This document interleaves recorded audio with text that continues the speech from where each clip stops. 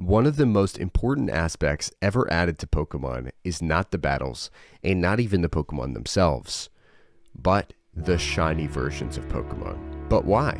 They're just a few alternate colored Pokemon, they're not stronger, they don't have any unique traits except a few sparkles and a color swap. What makes them so special? Well, the reason why may not be obvious at first.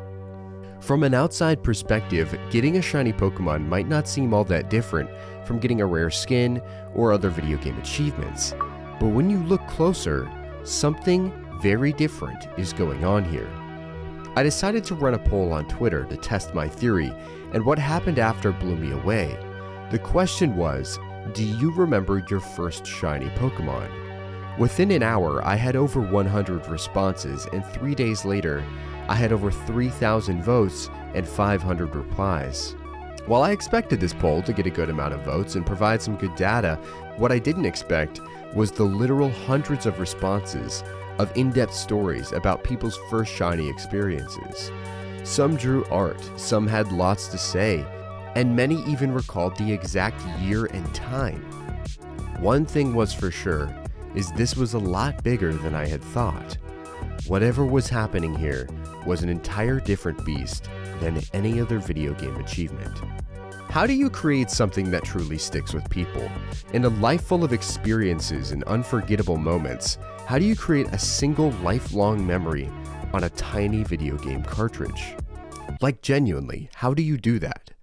How do you build a world that is so tightly knit together that the mind latches on to a moment like this just like it would for any substantial real-life memory? And if it is just a video game achievement, why don't you remember the first time this happened? Or this?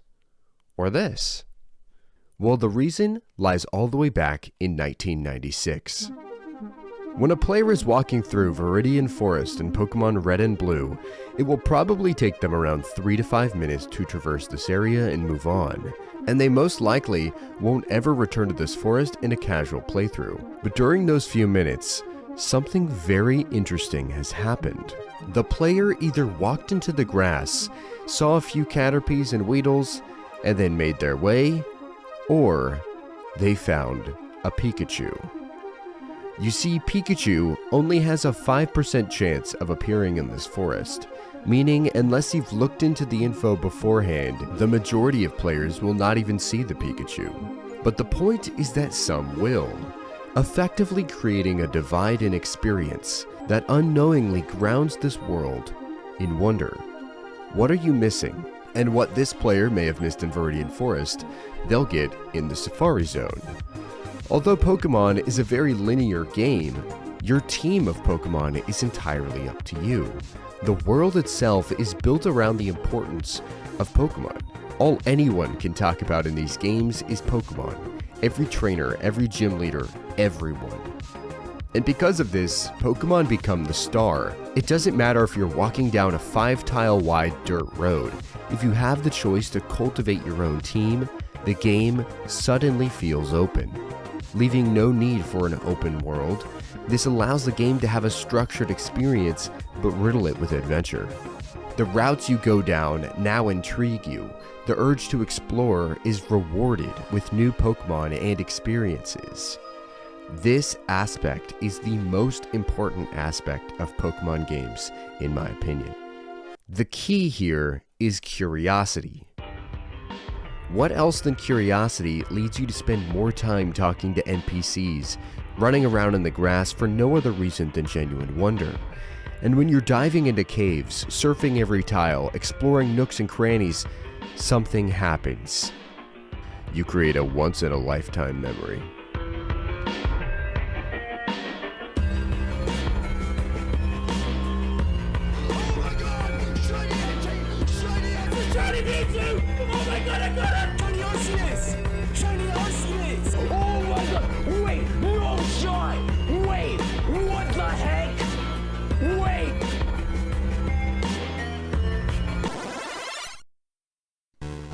The marketing and design of video games during this time was vastly different than the landscape today.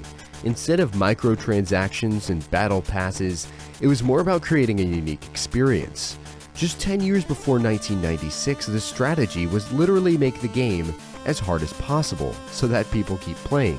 But one thing above all guaranteed people to start talking: rumors. Many playground rumors about video games floated around in this era. Unlocking Sonic in Smash Bros. Melee, Blood Code in Mortal Kombat, Luigi in Mario 64, but without a doubt the most prominent was the mythical 151st Pokemon, Mew.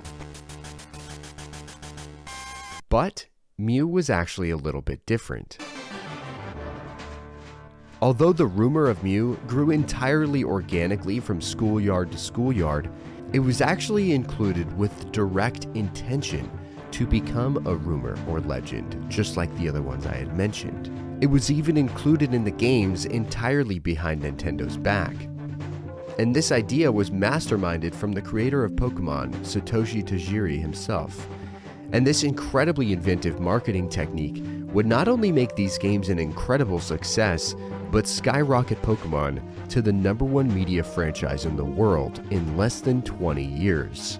And the reason it had such staying power is because Pokemon has one of the most unique strategies in game design we have ever seen. Pokemon at its very core is not a game reliant on ridiculous difficulty or scientifically designed dopamine triggers. It isn't even designed to tell a compelling story because it doesn't have to. Believe it or not, Pokemon was designed to create stories, incredible events or moments, something you would tell someone else. Hell, even the most viewed moments in Pokemon history were in games with self-imposed rule sets. They made an RPG with literally no story. Isn't that just ridiculous? Sure, this was a good marketing strategy at the beginning and worked damn well with Mew, but the side effect was so much deeper than that. This choice sealed Game Freak's fate of committing to a truly unmarked path of game design. By doing this, Pokemon created something wildly unique. Not only did they create an incredibly unique style of game that arguably can never be rivaled, but they unknowingly created a time capsule buried in every one of its loyal players' minds, which truly achieved something incredible for a handheld game: immersion. Although Pokemon was a pixelated, fantastical handheld game, they still managed to create a level of immersion unlike anything I have ever seen. A different kind of immersion, not the flawless 4K VR surround sound immersion, but the complete trust of its world.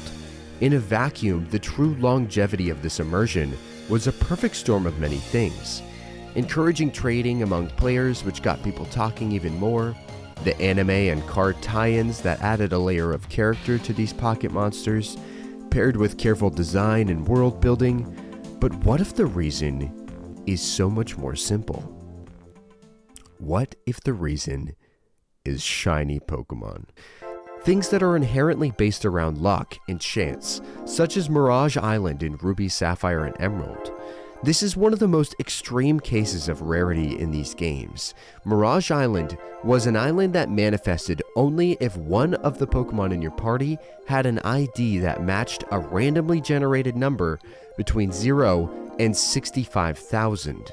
That's right, every Pokemon had a 1 out of 65,000 chance of spawning Mirage Island. But that seems crazy, right? 65,000, that will never happen. But the point is that for someone, it will. Although it seems like a ridiculous chance, when you break it down, there is no difference between Mirage Island and Viridian Forest. At the end of the day, a player will find a Pikachu in the forest, and a player will find an island hidden in a mirage. But if you were to actually go to Mirage Island, you'd find nothing too special. A spawn for Wild Wynot and a special berry. That's it. This is because Pokemon understands one crucial thing. It's about the moment more than the reward. The experience will last so much longer than the berry itself. And Mirage Island isn't the only example of rare occurrences in these games. When you look closely, there is so much more than you think. There's a 1 out of 65,000 chance to win a Master Ball from the lottery, 1 out of 24,000 chance for your Pokemon to catch a rare virus known as Pokérus. There's Pokemon that only spawn on certain days of the week. There's a 1 out of 64 chance to see a hiker pass you on the ski lift. There's swarms of Pokemon that only appear on routes on random days. There's even visual cues for rare higher IV Pokemon now. There's rare 1 out of 100 spawns riddled throughout almost every single Pokemon game on tons of routes. But one of these rare occurrences had an effect on the player base that outshined all the others. Literally. Many Pokemon fans might not know this, but if you were to go to the newest game category for Pokemon on Twitch, you might be surprised to find that a handful of people are not actually playing Sword and Shield, but instead playing some of the older games. And they're shiny hunting. Welcome to the world of full odds. A core group of people who look for shiny Pokemon in old games. Games where the odds of finding a shiny is 1 out of 8,192. The ones with no charm to lower your odds, without methods or broken chain fishing.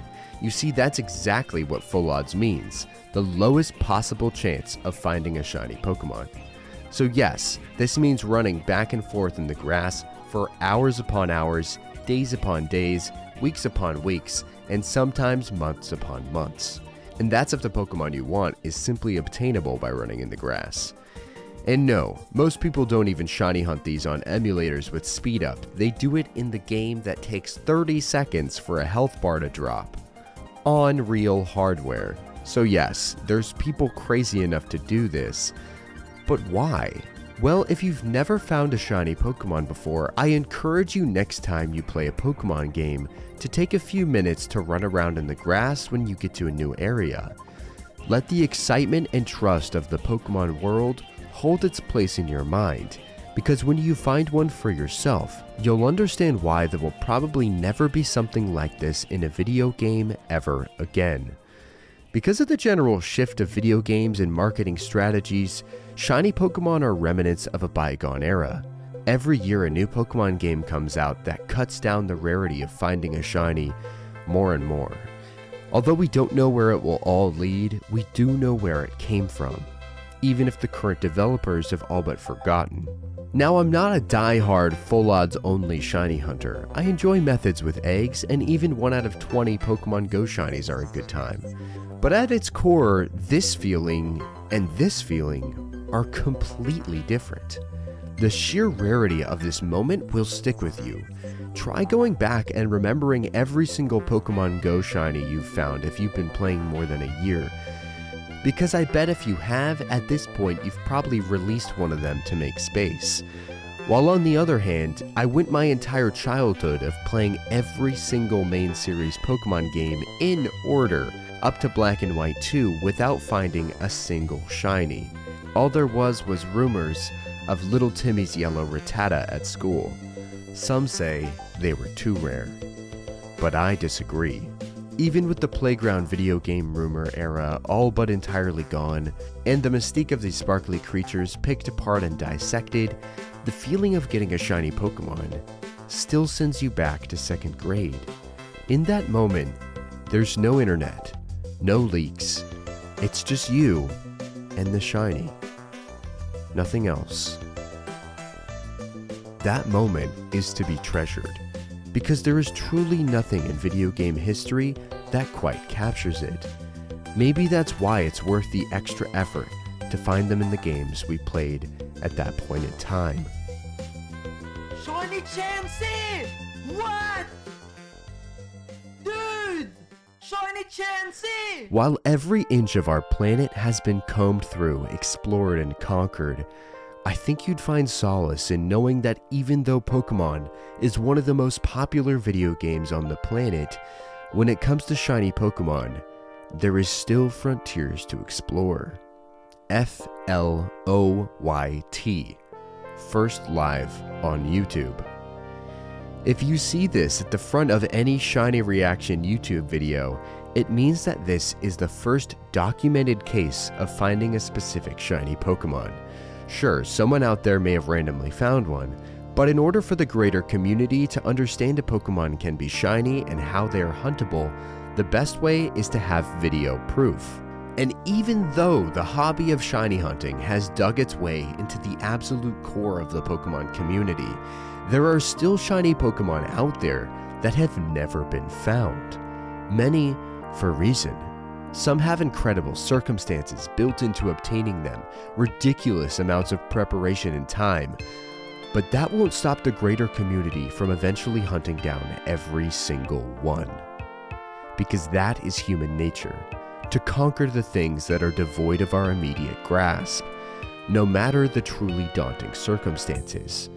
Though your life may not be at risk searching for shiny Pokemon, as it would be climbing Mount Everest or exploring uncharted waters, in the end, the only things in life that matter are the ones we remember.